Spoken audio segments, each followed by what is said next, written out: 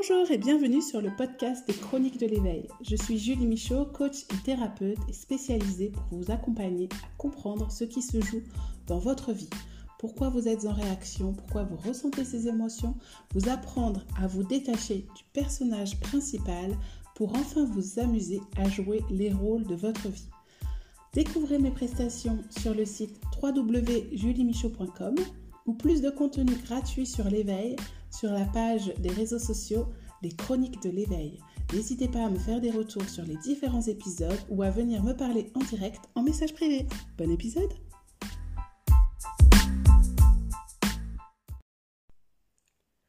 Bonjour et bienvenue dans ce nouvel épisode des Chroniques de l'éveil. Alors dans l'épisode précédent, on avait pris la décision d'arrêter de vouloir éveiller à tout prix les autres, surtout les personnes qui n'étaient pas du tout ouvertes au milieu du développement personnel, à prendre soin d'elles, qui avaient besoin d'un peu de temps. Et donc, on apprenait à respecter là où elles en étaient avec leur niveau de conscience. Si vous n'avez pas écouté cet épisode, je vous invite à le faire parce que quand on est dans le début de cette démarche, on a tendance à vouloir convaincre tout le monde et notamment les personnes qui vont mal, qu'il faudrait qu'elles se fassent accompagner ou qu'elles lisent certains livres. Et j'avais envie de rebondir sur cette notion un peu de syndrome du sauveur dont on parle souvent, pour dire, et si on arrêtait de vouloir être une personne gentille, une personne bien, cette personne parfaite, cette personne qui doit remplir toutes les cases, qui doit gérer tous ses rôles à la perfection pour se faire aimer, être vu, être valorisé. Alors, on sait que au niveau du cerveau primitif, on a un comportement qui tente justement à vouloir se faire aimer et valider par tout le monde. Et donc, on va avoir des comportements liés à notre ego, notre mental, pour pouvoir se différencier, pour pouvoir être vu des autres et aussi pour pouvoir ressembler aux autres et rentrer en fait dans les normes pour être admis ou admise dans les groupes pour se sentir en sécurité. Sauf que aujourd'hui, on ne vit plus au temps de la préhistoire dans des grottes entourées d'animaux sauvages. En général, si vous m'écoutez, c'est que vous êtes quand même dans des pays développés avec un certain confort de vie. Et donc, il va falloir apprendre à faire la différence entre un réel danger et ce qu'on croit être une menace, que notre cerveau a enregistré comme une menace parce qu'il a vécu des expériences difficiles, des expériences qui l'ont mis en souffrance et donc il a classé comme un danger. Je vais vous donner un exemple. Par exemple, se sentir menacé, ça peut être quand on écoute quelqu'un, on a une conversation avec quelqu'un, on va l'écouter en le regardant dans les yeux, etc. Et l'autre personne en face, à chaque fois, elle va tourner la tête. Par exemple, au restaurant, elle va regarder toutes les personnes qui rentrent, ce que les gens prennent, de quoi ils sont en train de parler à la table d'à côté, ou alors il va regarder son téléphone quand vous êtes en train de lui parler. Et à l'intérieur de vous, ça va bouillir, vous allez vous sentir inintéressant, vous n'allez plus avoir envie de finir votre phrase, vous allez vous dire, en fait, je me fais rejeter, je ne suis pas capable, je ne suis pas assez, et là, c'est parti, le mental est en route pour tourner toute la journée. Alors que simplement, juste l'autre personne sait peut-être écouter 2 conversations à la fois et aime bien un peu savoir ce qui se passe à côté. Mais ce n'est en aucun cas pour vous faire du mal à vous, parce que c'est un comportement qu'il ou elle va avoir avec tout le monde. Donc, le problème, c'est que quand nous, on s'oblige à être quelqu'un de bien, je dis nous parce que c'est un sujet que je maîtrise très très bien par rapport à mon éducation et à mon enfance. Donc c'est pour ça que de temps en temps je vais dire vous, de temps en temps je vais dire nous. Quand on a pris cette habitude de vouloir rentrer dans un costume de... Alors là je vais parler de la petite fille, je vais parler des femmes parce que je vais prendre mon exemple, mais ça peut s'appliquer aussi aux hommes bien entendu.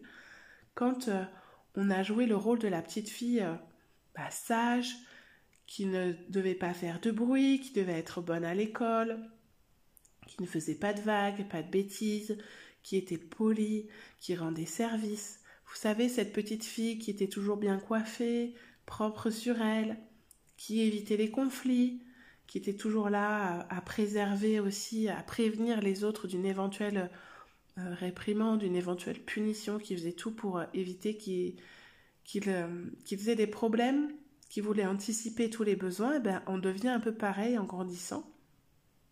Et le problème, c'est que à chaque fois qu'on va devoir enfiler un costume, porter une casquette, peu importe le mot que vous vous employez, mais jouer un rôle, donc que ça soit en devenant collaboratrice ou chef d'entreprise ou manager ou employé dans une entreprise, que ça soit parce qu'on rencontre un homme par exemple ou une autre femme qui a des enfants, donc on va devoir jouer un rôle de belle-mère un petit peu parfaite, on va se mettre beaucoup de pression pour se faire aimer de ses enfants, se faire aimer des beaux-parents, pour quand donc on va toujours essayer de faire en sorte de remplir le rôle de ce qu'on pense qu'on attend de nous dans notre métier, notre vie professionnelle, notre vie familiale aussi. On est habitué à ce que les gens sont habitués à ce qu'on ne donne pas forcément notre avis, on n'est pas la rebelle. Et donc quand on va avoir le malheur de dire ce qu'on pense, ça va choquer tout le monde et ça va prendre des proportions énormes, alors qu'il y en a qui vont dire pire tout le reste du temps et ça passe, on est tellement habitué qu'on n'y fait plus attention. Donc en fait, c'est compliqué parce que quand on est dans ce rôle de jouer cette femme bien, ce quelqu'un de bien, eh bien on s'oblige à faire des choses et on n'arrive pas à être connecté à nous-mêmes et à être vraiment qui nous sommes. D'ailleurs, je pense qu'on oublie carrément qui on est vraiment à l'intérieur. C'est comme si on avait plusieurs parties à l'intérieur de nous. On a celle qui se dit il faut que je fasse ça, il faut que je sois comme ça pour être aimé des autres. Et encore, on n'a même pas cette conscience de se dire que c'est pour être aimé des autres. C'est parce qu'on nous a appris qu'il fallait se comporter comme ça pour être quelqu'un de bien. Et que c'est ce qu'on attendait dans une société, dans un travail, dans un couple, dans une famille. Donc pour nous, c'est notre normalité. Nos règles, nos normes, nos valeurs, c'est de se comporter avec des il faut, des je dois. Et on est tout le temps en fait en train de projeter l'image que l'on pense que l'on attend de nous. Donc on va avoir un niveau d'exigence envers nous-mêmes qui va être quand même assez élevé et envers les autres aussi, ce qui fait qu'on va aussi beaucoup souffrir du non-retour des autres personnes parce qu'on va toujours vouloir entreprendre des choses, organiser, tout mettre en œuvre pour qu'elles se sentent bien, que ça soit dans leur vie au quotidien, quand on organise des vacances, quand on reçoit du monde. Et on a l'impression que les gens ne prennent pas conscience de tout ce qu'on fait pour eux, alors qu'en réalité, ils ne nous ont rien demandé. Donc, quand on est dans le « il faut, je dois », on est toujours dans le faire, dans la productivité, dans une espèce d'énergie masculine de « je dois prouver à tout le monde et à moi-même que je suis capable d'être cette personne bien ». Et comme on est tout le temps en compétition avec nous-mêmes, on est tout le temps en train de se juger, on juge les autres et on ne se trouve jamais assez. Ou alors on va se reprocher d'être trop. J'étais trop timide, j'ai pas été assez démonstrative, j'en ai trop fait, j'en ai pas assez fait, ma robe était trop rouge, ma robe était trop discrète, mon maquillage est trop prononcé, mon maquillage n'est pas assez féminin. Je suis trop bien coiffée, pas assez bien coiffée. Je fais trop de sport, pas assez de sport. Je m'occupe trop des tâches ménagères, pas assez de mes enfants. Je suis trop avec mes enfants, pas assez dans mon métier. Bref, on trouvera toujours une solution pour s'accabler, se culpabiliser et pour souffrir et accumuler une espèce de charge mentale qui nous empêche d'avancer. Donc ça va être dans notre comportement au quotidien, mais ça peut être aussi dans nos relations. On aime trop les autres. On est trop dans une dépendance, on attend trop de choses d'elle en retour. Et du coup, on n'est jamais satisfaite parce qu'on ne se connaît pas. Au final, on pense que notre état de satisfaction ou notre valeur de nous-mêmes ou notre amour de nous-mêmes est lié au résultat de nos relations. Donc si la relation familiale ou notre relation de couple ne fonctionne pas, c'est qu'on n'a pas été assez, qu'on est trop ceci ou trop cela. En fait, on se responsabilise tellement qu'on veut tout assumer et on est plutôt dans une posture de victime au lieu d'être dans une vraie posture de responsabilisation dont je vous parle tout le temps. On est tout le temps dans le mental parce qu'on va vouloir analyser constamment ce qu'on fait bien, ce qu'on fait mal. On va avoir tendance à avoir le négatif parce qu'on veut tellement faire bien qu'on va voir que ce qu'il y a de mal, ce que l'on a raté, ce qui ne fonctionne pas, les couacs qu'il y a dans nos relations, les détails qui ne vont pas dans notre maison. On voit en gros tout ce qui ne va pas. Alors que on contribue toute la journée à se donner du mal. On consacre notre temps et notre énergie, notre intelligence, notre productivité, nos talents, tout ce qu'on pourrait faire, à vouloir faire bien, mais en étant focalisé sur ce qui ne va pas. Alors je ne dis pas qu'on voit que ce qui ne va pas, mais on va avoir tendance à mettre plus en avant ce qui ne va pas que ce qui va. Donc on va avoir des difficultés à contrebalancer ça et à trouver une sorte d'équilibre et d'harmonie dans notre vie, dans notre corps, dans notre tête, parce qu'on va se concentrer sur le mal chez les autres, le mal chez nous, que ça soit physiquement, émotionnellement, dans le comportement. Donc aujourd'hui, j'aimerais vous inviter à vous dire, est-ce que arrêter de vouloir être quelqu'un de bien ne serait pas la solution pour être bien?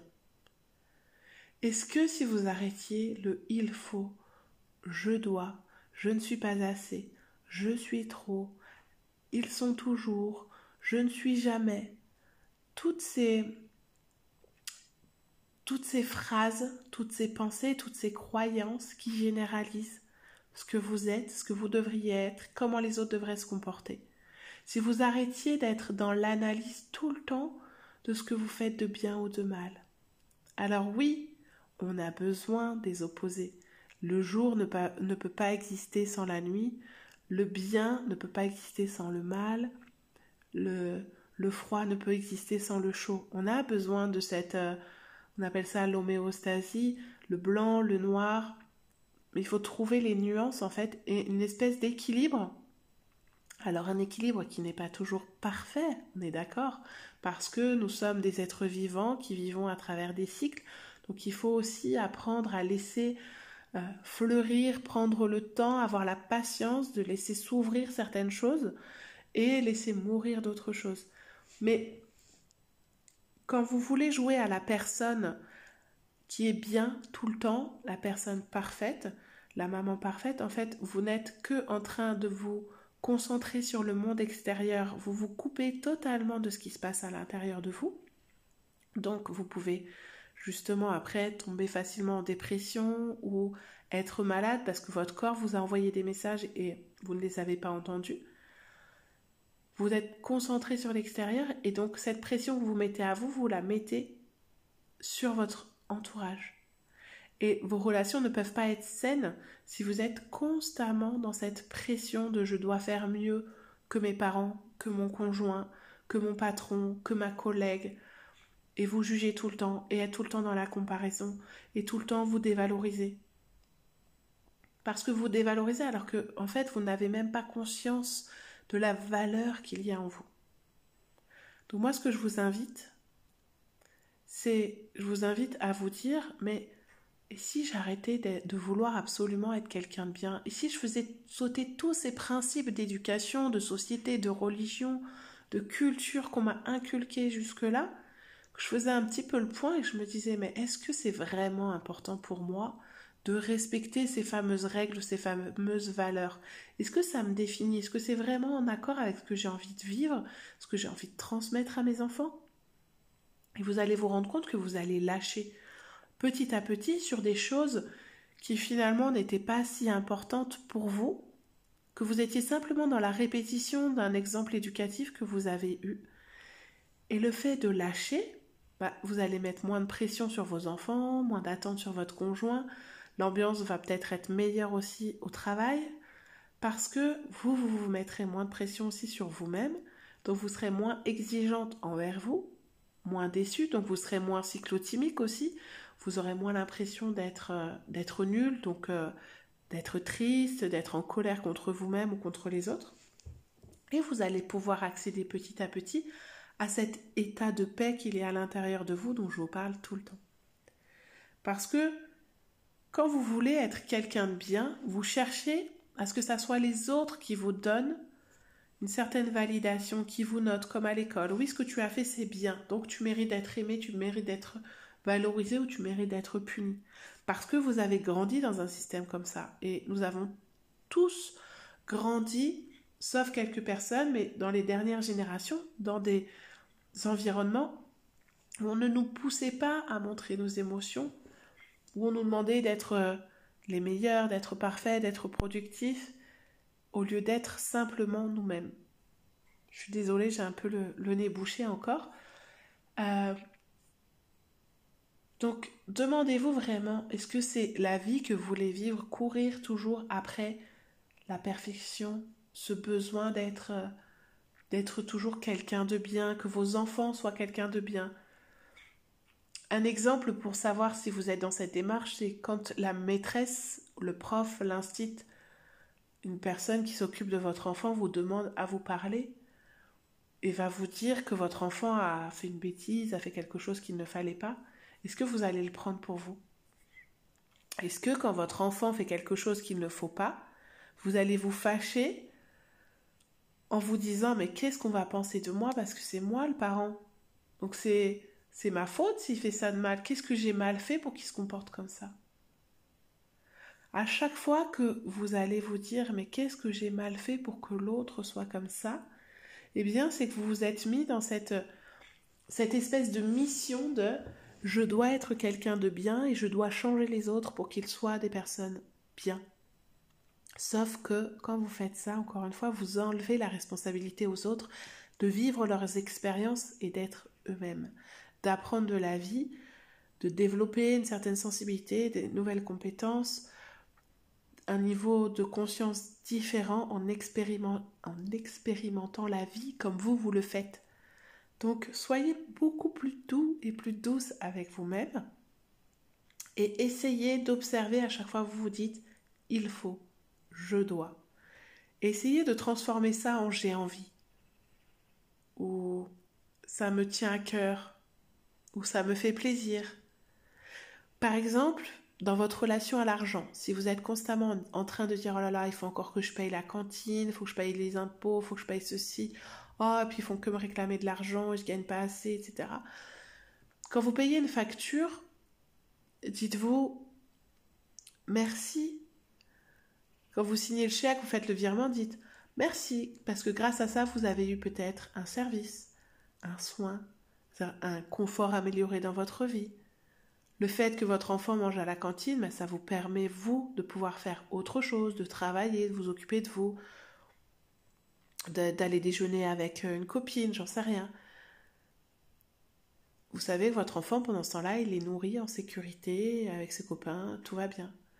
Quand vous payez vos impôts, vous savez qu'en échange, ça vous permet de pouvoir mettre vos enfants à l'école, de bénéficier de services publics, que ça soit au niveau du territoire, au niveau de l'hôpital, même si les conditions, on est d'accord, ne sont pas en ce moment au top.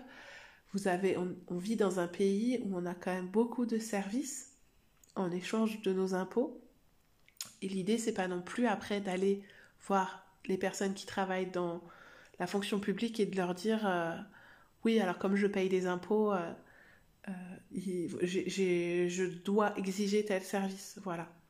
C'est d'être humble en disant je suis comme je suis avec mes défauts, mes qualités, mes inconforts, mes blessures, mes souffrances, et j'assume ce que je suis pleinement et je ne vais plus essayer de jouer des rôles pour correspondre à ce qu'on voit dans les séries, à ce qu'on lit dans les livres, à ce qu'on m'a appris à l'école, à ce que mes parents attendent de moi. Je vais me comporter tel que j'ai envie de me comporter par rapport à ce qui est juste pour moi, simplement.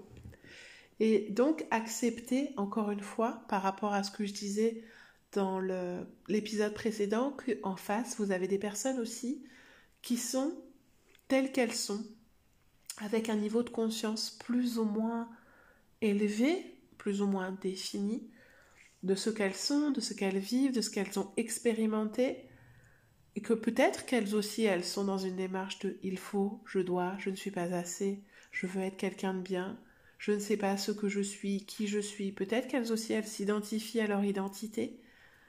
D'ailleurs, je vais faire un épisode là-dessus pour que vous preniez conscience de la différence entre qui vous êtes et ce que vous êtes, pour ne plus être dans cette quête aussi de jouer des rôles imposés, mais plutôt de prendre la vie comme un jeu et de décider quand vous avez envie d'enfiler tel costume, de porter tel masque, de jouer à la maman câline, de jouer à la maman plutôt éducative, plus stricte, celle qui met un cadre, parce que là, en ce moment, votre enfant a besoin d'un cadre, celle qui joue parce qu'elle a envie de s'amuser, et puis qui lâche un petit peu parce que c'est dimanche, parce que c'est pas grave si les enfants sont en pyjama toute la journée, c'est pas grave si on regarde un petit peu plus la télé que d'habitude, et c'est pas grave si on s'est fait un plateau télé tous ensemble, ou qu'on a joué aux jeux de société, et puis on s'est mangé des pop-corn et qu'on a bu quelque chose qu'on boit pas d'habitude.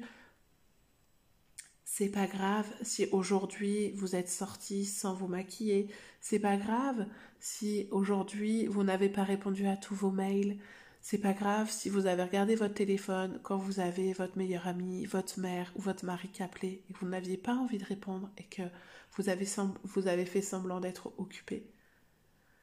C'est pas grave si vous avez quelques jours de retard pour faire telle ou telle chose qui n'était pas urgente. C'est pas grave si vous êtes en retard sur le dernier vaccin du petit ou sur le dernier post à mettre sur les réseaux sociaux. Écoutez-vous. Quand je dis ça, c'est que je ne dis pas de ne plus rien faire et de... Il y a quand même un minimum en tant que parent de surveiller, de veiller plutôt à la santé et à l'hygiène de ses enfants, de sa maison. Mais faites le ménage quand vous sentez que bien ça vous fait du bien, vous avez l'impression de faire du tri dans votre tête, et parce que vous avez envie que votre maison elle sente bon, de vous sentir en harmonie. Un peu, vous savez, comme quand on imagine qu'on ouvre les fenêtres au printemps, qu'il y a des petits oiseaux qui chantent, qu'on fait ce grand nettoyage de printemps qui nous libère. Bah, faites le ménage dans cette optique, mettez de la musique, dansez en même temps, écoutez un podcast, quelque chose qui vous inspire, qui vous fait du bien. Faites-vous un bain qui dure un peu plus longtemps pendant que les enfants jouent. Ou faites votre brushing pendant votre enfant est en train de prendre son bain. Prenez soin de vous à ce moment-là. Trouvez des petites astuces en fait pour partager votre vie de famille et votre vie professionnelle comme ça vous paraît le plus juste. Mais ne vous obligez pas à faire des choses parce qu'il faut, parce que je dois. Faites les choses comme vous en avez envie. Alors bien sûr, on est obligé de tenir, on vit dans le monde de la matière, on a des obligations envers les autres, il y a du respect, il y a des règles. Mais déjà, est-ce que vous connaissez vos propres règles à vous? Est-ce que vous connaissez vos normes? Est-ce que vous connaissez vos valeurs prioritaires? Est-ce que vous connaissez celles des autres qui vous entourent? Parce que si vous n'avez pas les mêmes règles que votre conjoint ou que votre collègue de travail, vous allez avoir du mal à vous entendre et à vous comprendre. Mais si vous avez conscience de leurs règles, eh ben, ce sera plus facile de vous adapter à leurs règles et à leurs valeurs que d'essayer de les changer. Mais si vous êtes toujours tourné vers les autres, à croire que vous savez mieux qu'eux ce qu'ils peuvent penser et ressentir, non seulement vous allez vous tromper, et si vous êtes attentif à ce qui se passe, vous allez vous rendre compte que plusieurs fois vous ne les connaissez pas forcément si bien que ça, parce que peut-être que vous êtes fait une idée qu'à l'époque, ils aimaient telle chose, à l'époque, ils auraient réagi de telle façon, mais aussi évoluent. Et peut-être que ils vont être plus compréhensifs par rapport à une situation qu'ils ne l'auraient été avant. Ou alors au contraire, peut-être qu'ils vont pas bien en ce moment et qu'ils vont être moins réceptifs à quelque chose. Donc on ne sait pas ce qui se passe dans la tête des autres. Donc arrêtez de vouloir focaliser sur comment je peux faire pour que les autres soient mieux. Focalisez-vous sur comment je peux faire pour que moi je sois mieux. laissez-vous traverser par ce qu'il y a de vivant en vous. Est-ce que vous vous sentez vraiment bien? Est-ce que vous avez besoin de vous détendre? Est-ce que vous avez besoin de dormir plus? Est-ce que vous avez besoin d'activité physique? Est-ce que vous avez besoin d'une activité créative? Est-ce que vous avez besoin de méditer? Est-ce que vous avez besoin de sortir dans la nature? Est-ce que vous avez envie de manger différemment? Est-ce que vous vous hydratez assez? Est-ce que vous prenez le temps de prendre soin de votre visage, de vous démaquiller, de vous mettre de la crème, de vous regarder dans le miroir, d'aller chez le coiffeur? Est-ce que vous avez tous vos rendez-vous chez le médecin un jour? Est-ce que vous ne pourriez pas déléguer certaines choses? Il y a plein de choses à faire pour prendre soin de vous. Mais il faut le vouloir, il faut se dire, j'ai juste envie d'être moi. Je n'ai plus envie d'être quelqu'un de bien. Et ça ne veut pas dire qu'en étant vous-même, vous n'allez pas être quelqu'un de bien. Bien au contraire. Vous risquez plus facilement d'être quelqu'un qui est aimé par les autres, qui est valorisé, qui est reconnu, qui crée du lien avec les autres, qui transmet des choses, qui éveille les autres. Parce que vous êtes vous-même, parce que vous êtes authentique, parce que vous êtes vulnérable, parce que vous montrez vos émotions, parce que vous affirmez aussi ce que vous voulez, ce qui est juste pour vous, vous mettez vos limites, là, vous allez pouvoir être quelqu'un de bien, parce qu'en fait, bien, c'est juste avec vous-même. Ça veut dire que ce qui vous arrive est juste, et ce que vous êtes est juste pour vous. Et adapté à ce qui vous correspond à vous, ce qui vous correspond n'est pas la même chose que ce qui me correspond à moi. Donc, prenez un petit moment après cet épisode, réécoutez-le si vous en avez besoin, venez échanger avec moi sur le compte Instagram, les réseaux, les chroniques de l'éveil, sur les réseaux sociaux, venez échanger ce que ça vous inspire. Est-ce que vous avez encore envie absolument d'être quelqu'un de bien, que vos enfants soient quelqu'un de bien? Ou est-ce que vous avez simplement envie d'être vous-même? Et si vous ne savez pas comment faire, comment vous y prendre, je suis là pour ça. Je vous rappelle que je suis coach et thérapeute et que c'est essentiellement cette mission que j'ai choisie en fait, vous permettre de vous reconnaître, de vous reconnecter à ce que vous êtes. Et oui, de vous reconnaître, c'est un lapsus révélateur. Ou de vous oh là là, j'ai du mal aujourd'hui, de vous rencontrer si vous n'avez jamais été connecté à ce que vous êtes au fond de vous-même. Je suis là pour ça. Je vous propose des programmes, des accompagnements pour vous libérer de ce qui vous empêche d'être vous, de toutes ces croyances, de toutes ces pensées, de ce mental qui vous bloque et qui vous empêche, qui vous fait croire que vous devez jouer des rôles qui ne sont pas les vôtres. Je vous remercie pour votre écoute et je vous dis à très bientôt pour un nouvel épisode.